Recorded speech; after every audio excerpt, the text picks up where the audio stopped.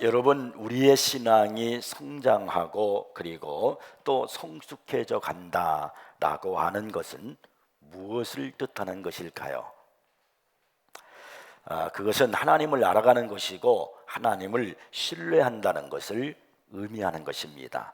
에베소서 4장 13절 말씀을 보면은요, 우리가 다 하나님의 아들을 믿는 것과 아는 일에 하나가 되어 온전한 사람을 이루어 그리스도의 장성한 분량이 충만한 데까지 이르리니라고 그렇게 말씀합니다. 우리가 어떻게 해야 그리스도의 장성한 분량에까지 이를 수 있다라고 그렇게 말씀합니까? 하나님을 믿는 것과 아는 일에 하나가 되어야 한다, 이렇게 에베소서에서 말씀하고 있습니다. 그래서 여러분, 하나님을 아는 것이 중요한 겁니다. 내가 하나님을 아는 것만큼 내 믿음도 커지기 때문에 그렇습니다. 성경에서 하나님의 마음을 가장 강렬하게 나타내고 있는 것이 호세아서입니다. 호세아는 이스라엘 백성을 향해서 이렇게 강하게 외칩니다. 우리가 여호와를 알자, 힘써 여호와를 알자. 그리고 내 백성이 지식이 없으므로 망하는도다 라고 하면서 한탄했습니다. 이스라엘 백성이 망하게 되어지는 가장 큰 원인, 그것은 하나님을 아는 지식이 없기 때문이라는 것입니다.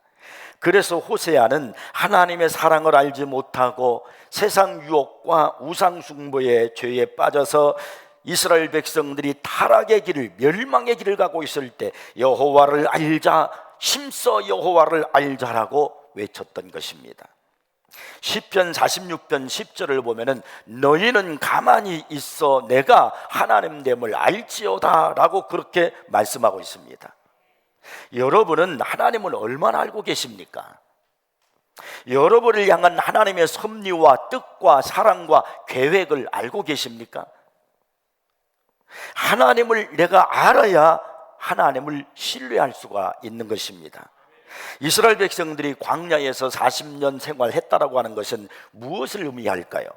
왜 하나님은 당신의 백성들을 애굽에서 노예로 살고 있던 그들에게 자유를 주시기 위해서 구원해 내시고 그리고 광야에서, 그 힘든 광야에서 40년 동안 생활하게 하셨을까요? 그것은 이스라엘이 하나님을 신뢰하고 순종하게 하기 위해서였습니다. 하나님은 시내산에서 이스라엘과 언약을 맺은 가장 중요한 것이 바로 뭐냐면 하나님을 향한 신뢰를 가지라는 겁니다. 내가 너와의 관계를 맺을 테니까, 그것이 언약이에요. 하나님과 이스라엘 백성들과의 관계를 맺을 테니까 율법을 주시면서, 그게 언약인데, 그게 바로 뭐냐면 너희는 나를 신뢰하라는 겁니다. 나 여호와를 신뢰하라는 것입니다. 그래서 성경은 끊임없이 하나님의 백성을 향해서 여호와를 신뢰하라고 그렇게 말씀합니다. 유다 왕 여호사밧 때 나라가 위기에 닥쳤어요. 주변에 있는 모압과 암몬 그리고 마온 사람들이 연합을 해가지고 이 유다 나라를 치러 온 것입니다. 유다의 군사력으로는 도저히 이들의 침략을 막을 수가 없었습니다. 그래서 믿음이 좋기로 유명한 그 여호사밧 왕도 두려워했다라고 성경은 기록하고 있습니다. 그러니 백성들이 두려워했다라고 하는 것은 두말할 필요도 없는 겁니다. 그때 여호사밧이 온 이스라엘을 성전 뜰 앞에 모이게 하고는요, 금식을 선포하고 기도하게 했습니다. 그리고는 백성들을 향해서 이렇게 외쳤습니다. 여호사밧이 서서 이르되 유다와 예루살렘 주민들아, 내 말을 들을지어다. 너희는 너희 하나님 여호와를 신뢰하라. 그리하면 견고히 서리라. 너희 선지자들을 신뢰하라. 그리하면 형통하리라. 두렵고 불안한 위기의 순간에 여호사밧은 하나님을 신뢰하라고 그 백성들을 향해서 외쳤던 것입니다. 이것이 그 위기 속에서, 불안 속에서, 두려움 속에서 그 백성들이 살아날 수 있는 길이기 때문에 그렇습니다. 여러분, 오늘도 마찬가지예요. 우리들이 해야 할 가장 중요한 것이 바로 뭐냐면 하나님을 신뢰하는 것입니다. 그러려면 하나님을 알아야 됩니다. 신앙생활은 하나님 신뢰를 배워가는 것입니다. 여러분은 어느 정도 하나님을 신뢰하십니까? 우리는 본문에서 하나님 신뢰하는 법을 배워가는 그 아브람을 볼 수 있습니다. 하나님께서 갈대아 우리에 살고 있는 아브람을 부르셨죠. 그러면서 그 불러내면서 아브라함에게 이런 약속을 하셨어요.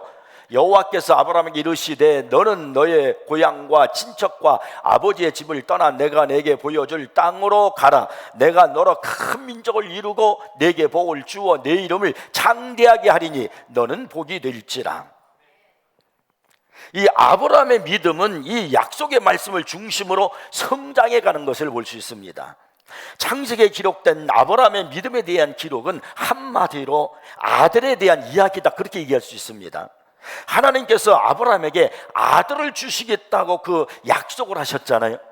그 약속을 신뢰하는 법을 배워가는 이야기가 곧 아브라함의 믿음의 이야기다, 이렇게 얘기할 수 있습니다.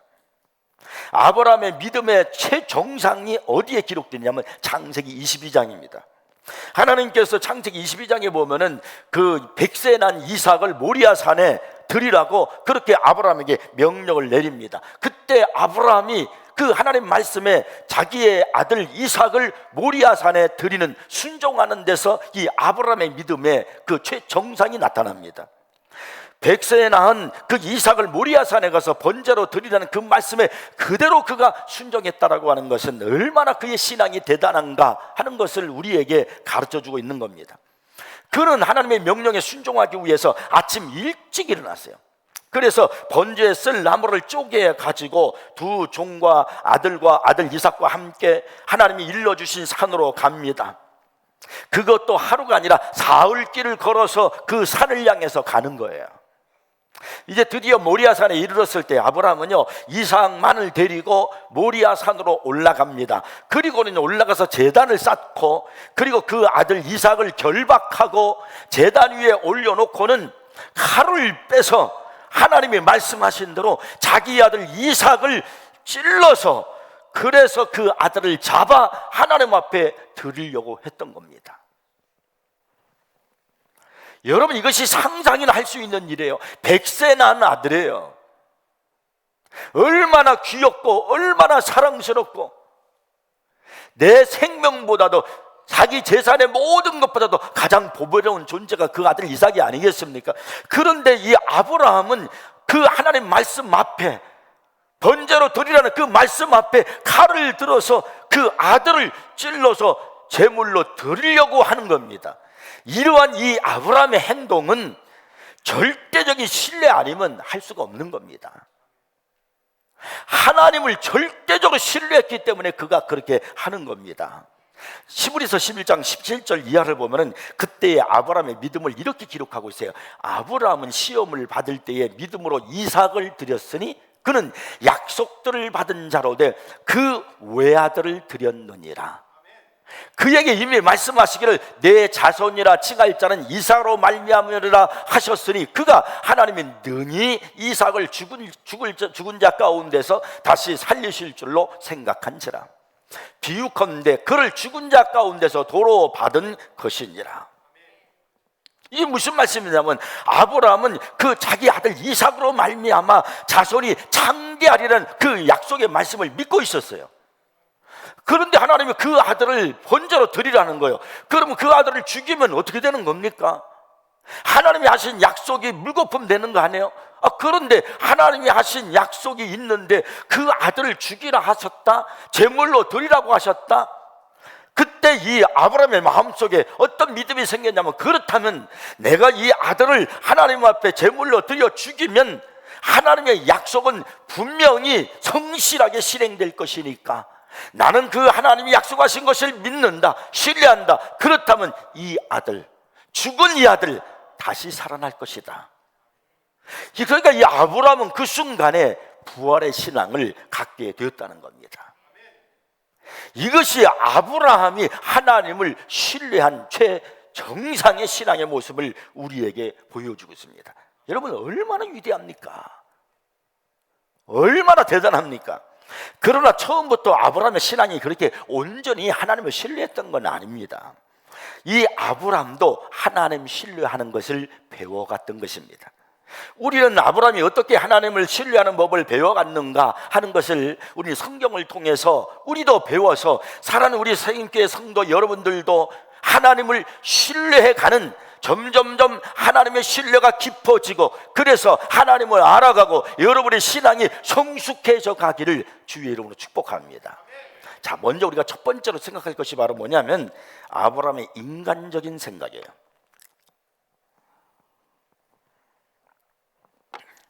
신앙생활이라는 것은 하나님의 약속을 따라 행동하는 것을 말합니다. 여러분이 그리스도인이라면 하나님께서 하신 약속의 많은 것들을 믿고 그 말씀을 따라 살아가야 하는 것입니다. 아브라함 역시 하나님의 약속을 붙잡고 살았던 사람입니다. 아브라함에 대한 말씀에 가장 먼저 기록되고 있는 성경이 어디에 있냐면 바로 창세기 11장 27절 이하에 쭉 기록되어 있습니다. 그 중에서 30절 말씀 보면 이런 말씀이 있어요. 사레는 임신하지 못함으로 자식이 없었더라. 그러니까 아브라함과 이 사라의 결혼관계가 불임으로 시작되고 있음을 성경은 우리에게 말씀하고 있는 겁니다. 이 문제는 아브라함 전체 이야기의 중요한 기점으로 우리에게 가르쳐주고 있음을 암시하고 있는 겁니다. 어떤 면에서 다른 것은 몰라도 그들의 결혼 생활에서 그들의 삶 속에 놓여 있는 가장 중요한 그 믿음의 하나님 신뢰의 전주곡이 바로 뭐냐? 그것이 아브라함과 그 사라 사이에 자식이 없었다는 거예요. 불임 관계에 있었다는 겁니다. 아브라함이 갈대아 우르를 떠나라고 하나님께로부터 명령을 받았잖아요. 그때 그 아브라함이 명령을 받아서 그 말씀을 듣고 그가 그곳을 떠나는 믿음의 모험을 했다라고 하는 것은 어쩌면 하나님께서 내게 아들을 주시겠다는 그 약속의 말씀을 믿었기 때문이라고 생각되어집니다. 사람이 과거를 끊는다라고 하는 것은요, 얼마나 고통스러운 일입니까? 정든 고향과 친척을 떠나는 것, 여러분, 그것은 정말로 힘들고 불안한 삶이 아닐 수가 없습니다. 그러나 이 아브라함은 고향과 친척과 아버지의 집에 떠나서 하나님이 약속하신 것을 따라갔습니다. 창세기 15장을 보면은 아브라함과 이 하나님과의 친밀한 대화가 나오는 내용이 나와요. 제가 한번 성경을 읽어볼 테니까 여러분 자막에 있는 성경을 한번 보십시오. 이후에 여호와의 말씀이 환상 중에 아브라함에게 임하여 이르시되 아브라함아 두려워하지 말라. 나는 내 방패여 너의 지극히 큰 상급이니라. 그랬더니 아브라함이 이르되 주 여호와여 무엇을 내게 주시려 하나이까? 나는 자식이 없사오니 나의 상속자는 이 다메섹 사람 엘리에셀이니이다. 아브라함이 또 이르되 주께서 내게 씨를 주지 아니하셨으니 내 집에서 길른 자가 내 상속자가 될 것이니이다. 하나님께서는 아브라함에게 내 자손이 땅에 티끌같이 무수하니 많을 것이라고 그렇게 말씀을 하셨어요. 그게 창세기 12장, 13장에서 하나님이 약속하셨어요. 그런데 창세기 15장에 갈 때까지 아브라함은 아직까지도 자손이 없었습니다. 아브라함이 이 약속의 하나님의 말씀을 믿었어요. 하나님이 그렇게 하시리라는 사실도 믿었습니다. 그러나 여러 해가 지나도 아브라함과 그의 아내는 여전히 자녀가 없었습니다. 현대인들에게는 아들에 대한 개념이 별로 그렇게 크게 중요하게 다가오지 않을 줄 모르지만은요, 그 시대에 있어서 남자에게 있어서 그 아들은요 우리의 상상을 초월할 정도로 아주 중요했습니다. 아브라함의 시각에서 상속자는 가문의 부를 이어받을 자뿐만 아니라 그보다 훨씬 더 중요하게는 가문의 정신을 수호하는 자, 이렇게 여겨지고 있었습니다. 아버지는 아들의 장래를 통해서 자신의 인생이 계속되는 것으로 그렇게 생각을 했습니다. 아브라함도 그렇게 생각을 했겠지요. 그러나 아브라함에게는요 자기와 하나가 될 아들, 남성의 정체성을 공유하고 집안의 사업을 함께 할 그런 아들이 없었습니다. 아직까지도 없었습니다. 이 아내 사라가 불임이었기 때문에 한 명의 자식도 생산할 수 없는 그런 처지에서 하나님은 말씀하기를 셀 수 없는 많은 티끌 같은 많은 후손을 주어서 내게 큰 나라가 이루시라는 그 약속의 말씀이, 하나님의 음성이 그의 귀에 들려온다고 한들 그에게 그것이 얼마나 그의 마음속에 감동이 되고 도전이 되겠는가. 어쩌면 그 약속의 말씀은 어리석은 것처럼 들리지 않을 수 있겠는가, 이렇게 생각해 볼 수 있지 않겠습니까? 그래서 아브라함은요 이 상속 문제를 자기 손으로 처리하기로 그렇게 생각을 하는 겁니다. 하나님께서 들려주신 자손의 별과 같이 많을 것이라는 그 말씀, 좋습니다. 그 말씀대로 이루어질 수 있다는 거, 저 믿습니다. 그런데 지금 내가 자손이 없어요. 그러니 내가 해야지요. 그래서 이 아브라함은 하나님을 돕기로 결심을 했습니다. 그래서 아브라함은 오랜 문화 관습을 쫓아서 종 엘리에셀을 공식적인 상속자라고 그가 말하는 겁니다. 내 종 엘리에셀이 내 상속자입니다. 근데 하나님은 그 말을 할 때, 아브라함이 그렇게 말할 때 뭐라고 답변하신 줄 아십니까? 이렇게 말씀하세요. 여호와의 말씀이 그에게 임하여 이르시되 그 사람이 내 상속자가 아니라 내 몸에서 날 자가 내 상속자가 되리라고 이렇게 하셨어요. 아브라함은 아내와 함께 생리 주기가 돌아올 때마다 혹시 임신하지 않을까? 하나님의 말씀하셨으니까 혹시 임신하지 않을까? 하는 그런 번뇌 가운데 평생을 기다려왔고요. 이제는요, 자기 몸에 조차 이제 남자로서의 기력이 점점 쇠어져 가고 있는 것을 그는 알았습니다. 이것을 로마서에서는요, 자기 몸이 죽은 것 같고 사라의 태가 죽은 것 같음을 알고도 라고 그렇게 말씀을 하고 있습니다. 이렇게 자기는 자꾸 늙어가고 있는데 아내는 불임이지요. 하나님께서는 내 몸에서 날짜가 내 상속자라고 말씀하시지요. 이 하나님의 말씀을 들어야 할지 말아야 할지 이 아브라함에게 흔들리지 않을 수가 없는 겁니다. 그래서 그래 아브라함 이렇게 말합니다. 주 여호와여, 내가 이 땅을 소유로 받을 것이 무엇으로 알리까? 이 말이 무슨 말이냐면 하나님, 말도 안 되는 소리입니다. 하나님 말씀 제가 알아요. 근데 저는 자꾸 나이가 지금 많아가서 늙어가고 있잖아요. 내가 내 몸을 압니다. 내 아내는 불임이잖아요. 자식을 낳을 수가 없어요. 그래서 그가 말하는 건 하나님, 말도 안 됩니다. 내 몸에서 날짜가 내 상속자라 그랬는데 하나님, 그 말도 안 됩니다. 우리 성경에 보면요, 하나님의 말씀을 들을 때 이런 식으로 대답을 했던 사람들의 모습을 찾아볼 수 있습니다. 마리아가 천사로부터 내가 잉태의 아들을 낳으니 그 이름을 예수라 하라 하는 그런 말을 들었을 때 마리아가 깜짝 놀라면서 하는 말이 나는 남자를 알지 못하니 어찌 이런 일이 있으리까? 그런 말이에요. 아이고 천사요, 말도 안 되는 소리 하지 마시오. 내가 남자와 잠자리 한 적도 없는데 알지도 못하는데 어떻게 내가 아들을 낳습니까? 어떻게 자식을 낳습니까? 말도 안 되는 소리입니다. 그런 얘기예요. 많은 무리들이 예수 이름을 따라오고 저녁에 되었어요. 그때 제자들이 이렇게 말합니다. 이곳은 빈들이여 날도 저물어 가니 무리를 보내어 두루 총과 마을로 가서 예수님 무엇을 좀 사 먹게 해 주옵소서. 그랬더니 예수님께서 이렇게 말씀합니다. 너희가 먹을 걸 주어라. 예수님 말씀이 너희가 먹을 걸 주라는 거예요. 그때 제자들은요, 오직 우리가 가지고 있는 건 고작 물고기 2마리 보리떡 5개 뿐이고 이 많은 무리들을 다 먹이려고 하면은 200데나리의 돈이 있어도 부족할 것입니다. 그렇게 예수님 앞에 대답을 했어요. 이게 무슨 말입니까? 예수님, 지금 날은 저물어 갔고 지금 고작 어떤 어린 나가 낸 물고기 2마리 보리떡 5개밖에 없고 여기 지금 장정만 5,000명입니다. 여자, 나이 많은 사람, 어린아이 합하면 이게 몇만 명이 됩니다. 이 많은 사람들을 설령 가서 사가지고 와서 먹일 수 있어도 200데나리는 큰 돈이 있어야 됩니다. 이 말이 무슨 말이에요? 주님, 어떻게 합니까? 할 수 없습니다. 그런 얘기예요. 모두가 다 좋은 사람들이고 믿음의 사람들이었지만 더 커다란 하나님의 가능성에 대한 말씀을 들을 때 그들은 하나님을 신뢰하지 않았다는 거예요. 온전히 신뢰하지 않았습니다. 그들의 믿음은 작은 올챙이 수준에 불과했습니다. 지금 아브라함도 이런 수준의 믿음을 갖고 있는 겁니다.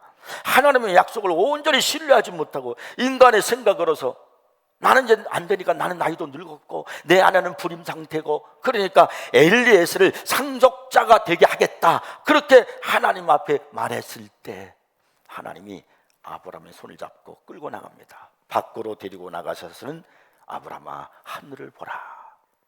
그리고 말씀하세요. 그를 이끌고 밖으로 나가 이르시되 하늘을 우르르 무뼈를 셀 수 있는 나 보라. 하늘의 별이 얼마나 많아요. 또 그에게 이르시되 내 자손이 이와 같으리라. 하나님의 약속의 말씀을 믿지 못하고 인간의 방법으로 이루어가려고 하는 그 아브라함에게 하나님은 다시 한번 약속의 말씀을 되풀이해서 들려주시는 겁니다.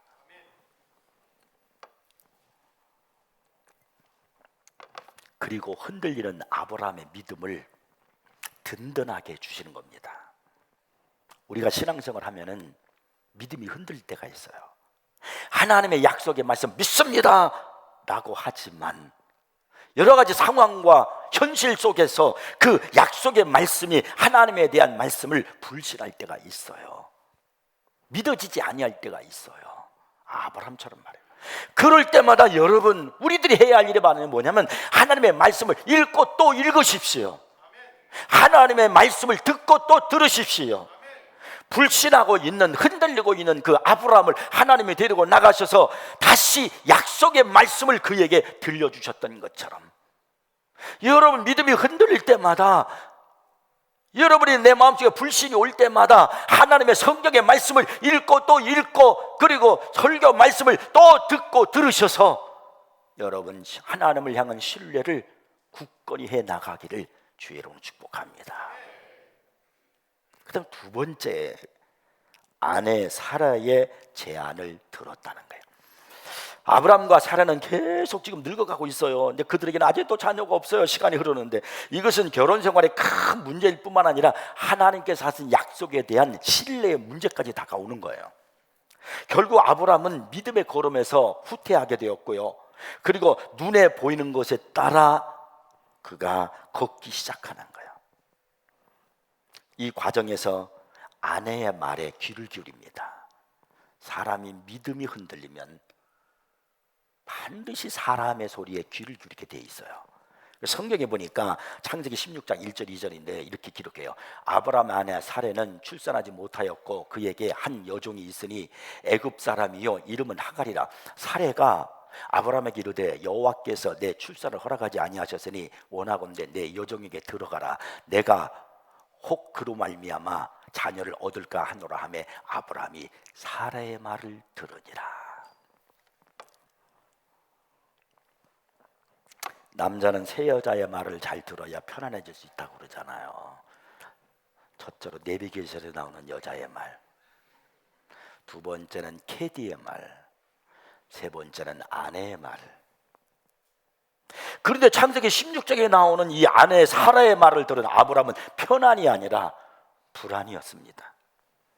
아내의 말을 듣고 하갈과 동침해서 그 하갈이 임신을 했단 말이에요. 잠시 기쁨은 가졌어요. 그런데 결과는 뭐냐면 불행이요, 가정의 혼란이었습니다.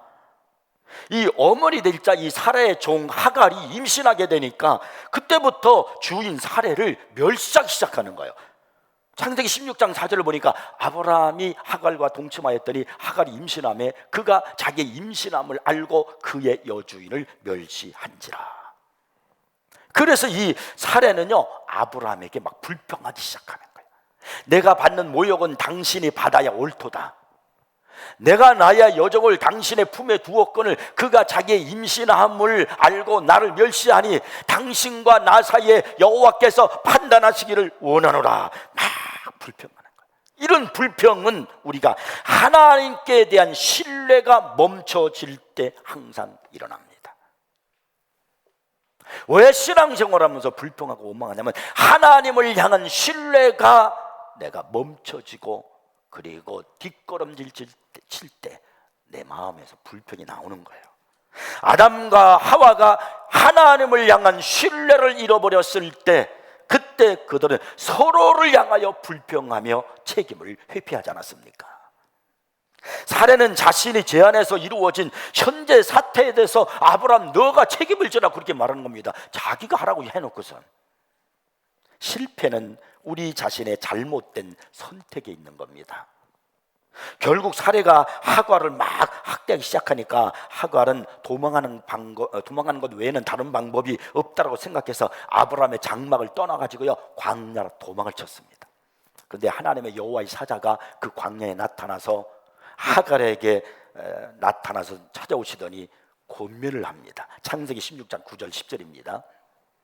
여호와의 사자가 그에게 이르되 내 여주인에게로 돌아가서 그 수하에 복종하라. 여호와의 사자가 또 그에게 이르시되 내가 내 씨를 크게 번성하여 그 수가 많아 셀 수 없게 하리라. 지금 도망친 이 하갈을 향해서 하나님의 사자가 나타나서 한 말이 뭐냐면은 내가 내 씨를 크게 번성하여 그 수가 많아 셀 수 없게 하리라 하고, 그렇게 그 슬픔과 괴로움에 잠겨있는 하갈을 위로해 주시면서 창세기 16장 11절에 뭐라냐면 내가 임신하였은즉 아들을 낳으리니 그 이름을 이스마엘이라 하라. 이름을 가르쳐줬어요. 정하라고. 이런 여호와께서 내 고통을 들으셨음이니라. 이것은 대단한 약속입니다. 그러나 이 약속이 성취되려면 하갈은 사라에게로 돌아가서 그녀의 권위에 복종해야만 합니다. 하갈은 이 일을 하기가 얼마나 힘들었을까요? 나를 저 주인 여주인 사라가 내가 임신했다고 해서 막 나를 괴롭히는데, 그래서 더 이상 견딜 수 없어서 내가 도망치는 것 외에는 방법이 없다고 해서 나오는데 여호와의 사자가 돌아가라는 거예요. 내게 큰 꿈을 주셨지만은 그 꿈을 이루기 위해서 그것으로 돌아가라는 거예요.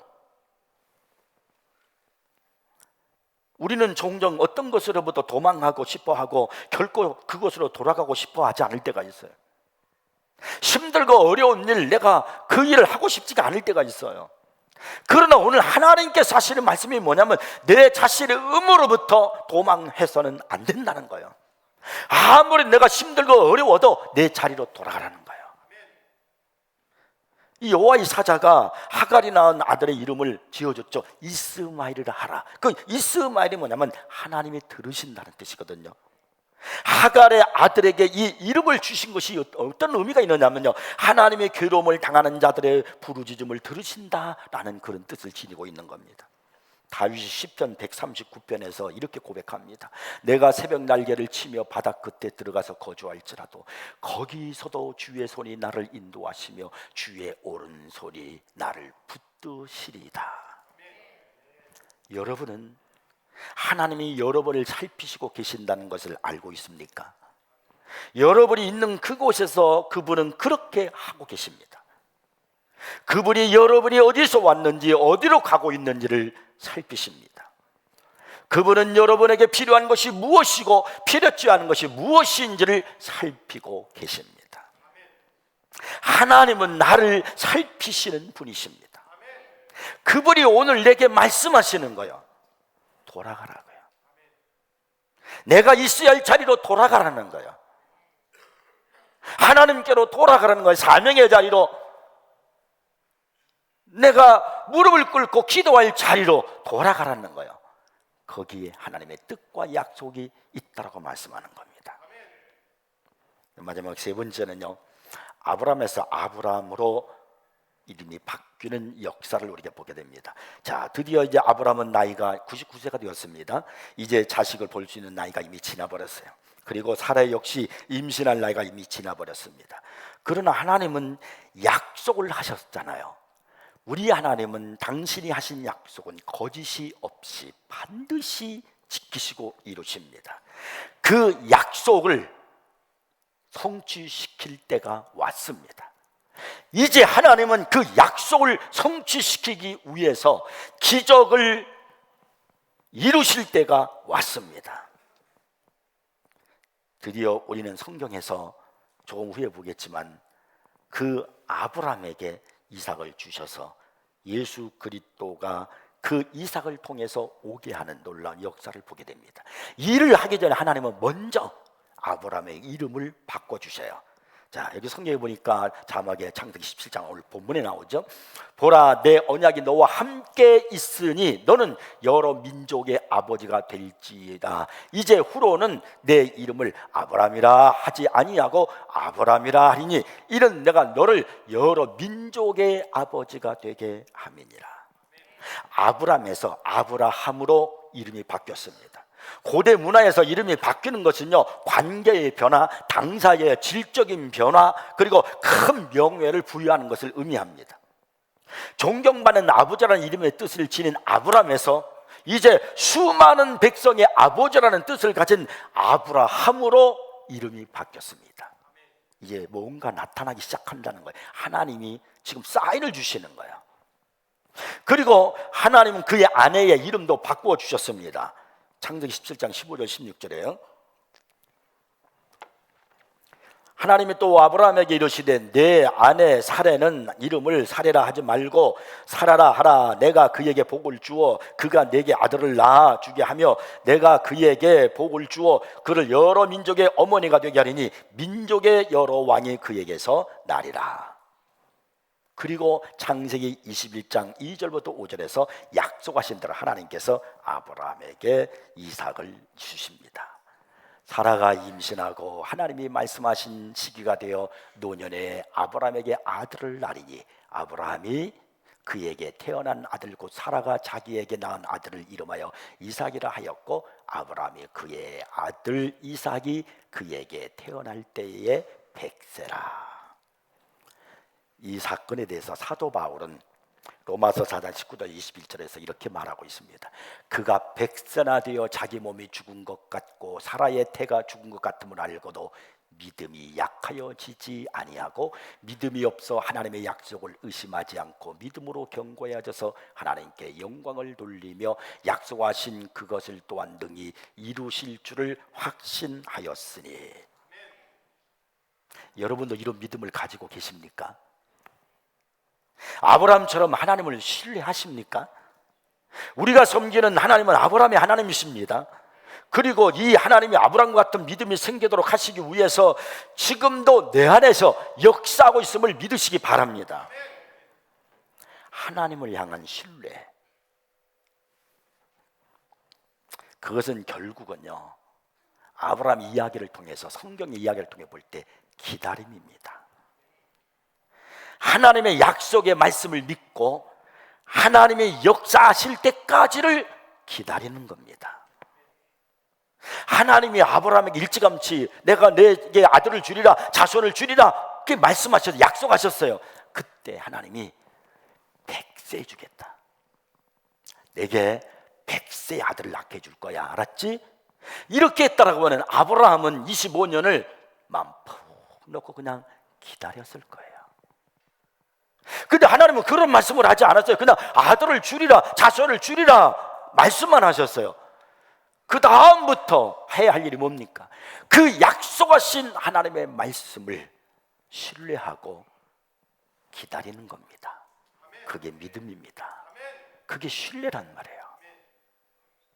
드디어 하나님은 때가 되니까 아브라함 자신을 볼 때는 도저히 아들을 낳을 수가 없고 아내를 봐도 도저히 자식을 낳을 수가 없어도 하나님 여호와는 능치 못하심이 없는 줄 믿습니다.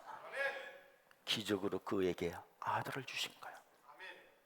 신앙생활은 기다림입니다. 하나님이 말씀하신 것을 믿고 기다리는 겁니다.